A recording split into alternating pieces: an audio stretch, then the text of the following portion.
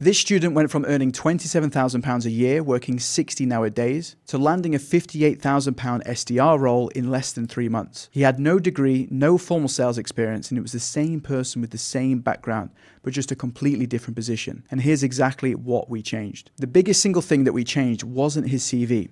It was how this student's experience was being read. So his old work experience on paper sounded like a different job title, which is the exact opposite to what he wanted to be, which was an SDR. So once we flipped that signal, his CV, his LinkedIn, his final stage interview prep, and even his verbal offer call all lined up behind it. And none of it was luck. It was running the system in the right order. And the reason that most people switching industries get stuck isn't that they don't have the skills. It's that the recruiter at the new company can't find them.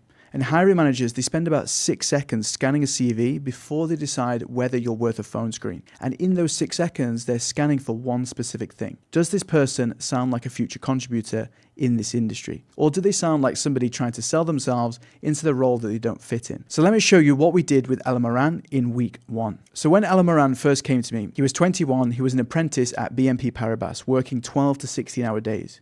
He'd come straight from sixth form with no university degree, and his banking experience was actually incredible on paper.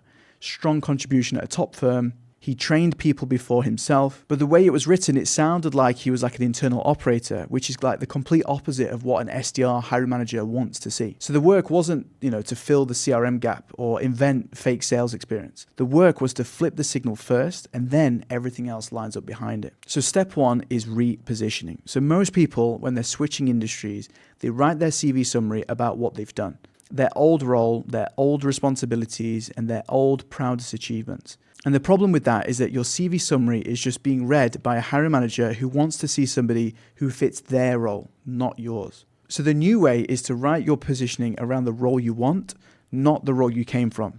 So with Elamaran, his original positioning statement was something like, I focus on providing more efficient ways of handling tasks for juniors and coordinate with different stakeholders. Now on paper, that is true, but it tells an SDR hiring manager nothing useful. So we rewrote it, and it sounded like this. I am driven to execute outbound SDR actions, from high volume prospecting to building meaningful pipeline that directly increases revenue. Now it's the same person, it's the same experience, but it's just a completely different signal. And then the second piece of repositioning is then the niche. So most people switching industries, they just apply broadly to any role they can find. Now the problem with that is that you're now competing against thousands of generic candidates who also are pivoting. So what you want to do instead is use your old industry as a competitive wedge. So for Elamaran, that meant narrowing him to outbound SDR roles in cybersecurity, fin crime, and AML SaaS, all in the mid-market, because his FTSE 250 client experience and financial product knowledge becomes an asset against everybody else who's applying. A SaaS company selling to banks would much rather hire a 21-year-old who's already worked inside a bank than another candidate with generic finance degree. So you take the part of your old industry that other candidates don't have, and you only target companies where it's actively an asset. And the reason I run this with every career switcher I work with is because I've been on both sides of it myself. I dropped out of university at 19 and built the recruitment software and ran sales for a B2B SaaS company. And now I coach people switching into industries they've got no formal experience in. That signal flip works because the entire hiring stack runs on signals, not on just credentials and degrees. So now moving on to step 2, which is the CV and the LinkedIn. So it's the same positioning shift, it's just applied to both. And you can't have your CV say one thing and then your LinkedIn say another, because the recruiter searches LinkedIn first and then they open your CV. And they both need to tell the same story to the same audience. So what you do is reframe every line of your existing experience around the outcomes the new role values. So for an accountant moving into operations, it would be process improvement and cross-functional impact. For an engineer moving into product, it would be customer outcomes and shipping decisions. And for Elamaran, it was switching from banking to tech sales. It was outbound work, communication, and revenue adjacent outcomes. And the reframing rule is pretty simple. Don't change what you did, just change how you describe it. So for Elamaran, he'd sent over 1,000 cold emails for a non-profit he founded on the side, and that had high reply rates. And he'd been doing outbound work for free, for fun, whilst he was at the bank. And it wasn't on his CV anywhere, so we put it on. We reframed his client work as direct communication with senior stakeholders at FTSE 250 firms. And then the 4 interns that he trained became onboarding people into a complex commercial environment. It's the same experience. It's just written for the audience he wanted to reach. And then the next part is where most candidates fall apart. And this is the bit that actually separates the people who switch industry successfully from people who just give up after month 3. And once you've repositioned the brand, rewritten the CV and started applying, what happens is you'll start getting interviews. Then you'll start getting to the final stages, and then you'll start losing them. And this happened with Elamaran. Like within a few months, his interviews were stacking up. He had 3 or 4 companies at the final stage interview, and he lost all 3 finals. And after the 3rd one, he was, in his own words, a bit depressed, and like he'd messed up 3 final stages. And that is completely normal. Final stages are hard, and you're up against people, who already work in the industry, who have done the exact role at a competitor, and you're now competing on a much steeper learning curve. But the thing that you didn't see at the time was that each rejection was paying for the next one. So the move after a final stage rejection is never to internalize it. It's to debrief it specifically. What did the panel push back on exactly? What did they actually look unsure about? Or what did the rejection email say in the line that you skipped past because it kind of stung a little bit?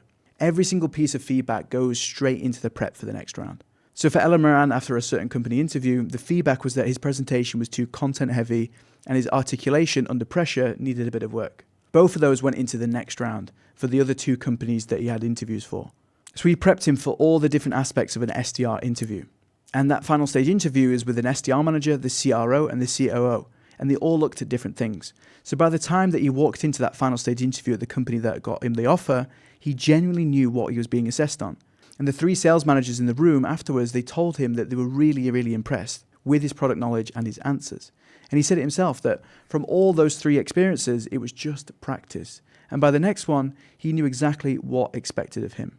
And that is the mechanism, is that 3 paid practice rounds then converted into the 4th. So if you're switching industries and you're losing final stages, you're not failing. You're just paying for the next one. And just make sure that you're actually debriefing each one and putting the lesson into the next prep cycle. And then the final step is the part that most people skip. And it's the part that protects everything that you've built up to at this point. It's that verbal offer. Now, most candidates, the second a verbal offer comes through, they just want to accept it on the call. The recruiter rings, the package gets thrown out on the phone, and then the temptation is just to say yes immediately because you've been chasing this for months. But the problem with that is that the moment you accept verbally, you kind of lose all your leverage. The negotiation window just closes the second you'd say, oh, I'd love to. So the new way of handling a verbal offer is that you don't accept on the phone. You thank the recruiter, you show genuine excitement, and you ask for offer in writing.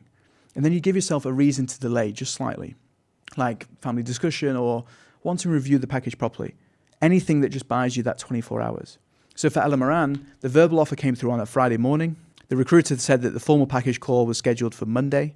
So we used the weekend to map out exactly what was negotiable, what you'd accept, what you'd push back on, and what you'd leave on the table. And then on the actual offer call on Monday, the package came in at 58,000 OTE. The breakdown was 40,000 base with a 70-30 commission split, with 24 days of annual leave and the choice of his own start date. And he picked the first week of June so he could take a month before actually starting.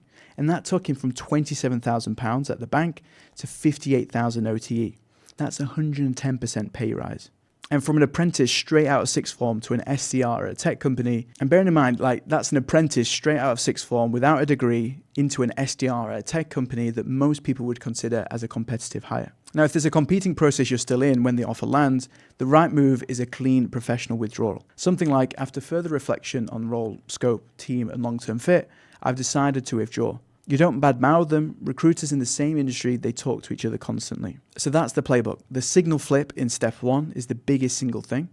Then the CV and the LinkedIn rewrite in step 2 is how you make that signal visible to the right people. And then treating the final stages as paid practice in step 3 is what keeps you in the game when the first rejections land.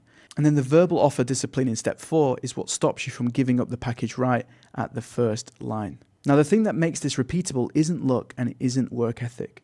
It's running the system in the right order. Now, I've put everything inside the offer accelerator. So if you're stuck in the job that won't pay you what you're worth and you want to switch industries, the link is in the description. Otherwise, just take this and run it yourself. Either way, this is the playbook for switching industries when the salary at your current job just doesn't move.